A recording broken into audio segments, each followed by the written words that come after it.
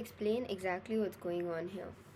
Assume that the larger object which is being dropped on the air cushion, this object number 1 here, is at a height h above the ground.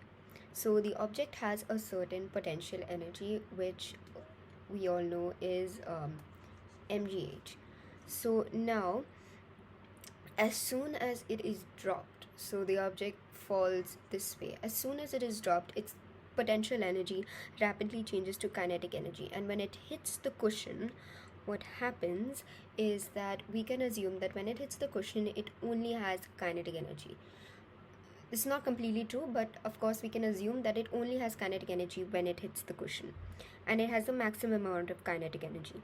So now this kinetic energy, what it does is it depresses this part of the cushion. And we can think of the cushion as being divided into two regions. The air cushion has been divided into two regions. The first region on which object 1 is being dropped, and the second region on which object 2 is placed. So the kinetic energy of this falling object has depressed this first part of the cushion, and the air molecules inside this part of the cushion, or the air inside this part of the cushion, it gains energy from this object, and since it is being depressed, it rushes into the second part of the cushion. And once this air gets rushed into this part of the cushion, it raises the second part of the cushion, and it raises the second part of the air cushion and causes it to be pushed up. And now this air in here has kinetic energy which it transfers to this object, and this object now gains a kinetic energy which is equal to half mv square, and it exits out. It is pushed up by the air inside the cushion, and it exits out at a velocity of v. Now this velocity of v obviously depends on the initial energy imparted by this object, because the object transfers its energy to the air, which then transfers its energy to object number 2. So now we assume in this case that object 1 has a greater mass than object 2.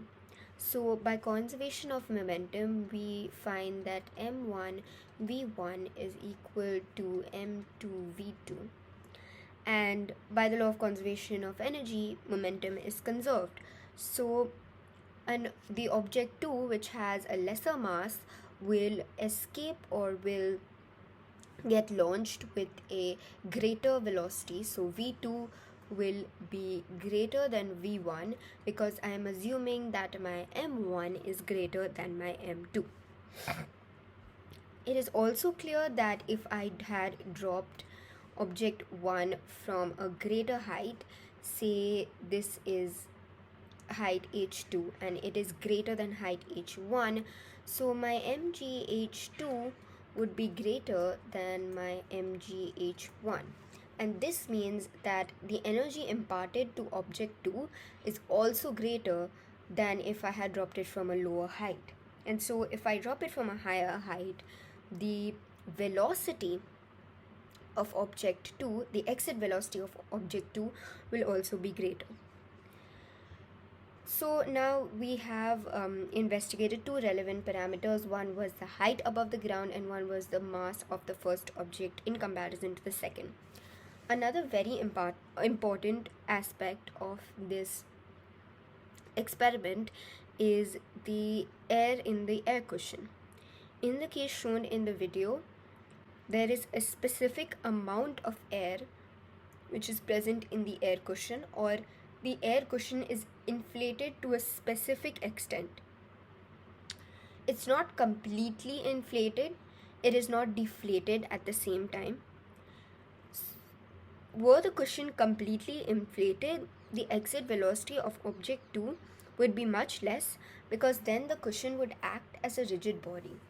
So how it works is, if the cushion were completely inflated, it would act somewhat like a rigid body, and the air molecules would not be free to move from one part of the air cushion to the other. Even if object 1 were to slightly depress this first part of the cushion, the air would not rush into the second part of the cushion because it would act as a rigid body. It would be like bouncing it on a table. So there would be no transfer of energy through the air in the cushion, and the exit velocity would be much, much less. On the other hand, if the cushion were completely deflated, there would be so if the cushion were quite deflated like this, even if it was depressed from this end, there would not be enough energy, or there would not be enough air to rush into this part of the cushion and inflate it enough to allow object 2 to launch.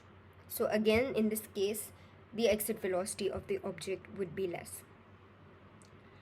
In this way, the exit velocity of object 2 also depends on the air in the cushion.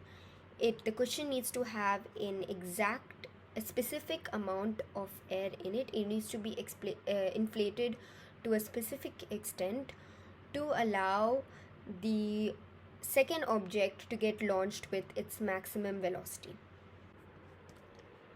We can understand this using the help of a graph plotting V2 against the inflation of the bag. Keeping M1, M2 and V1 constant, the graph of V2 versus inflation will look roughly something like this.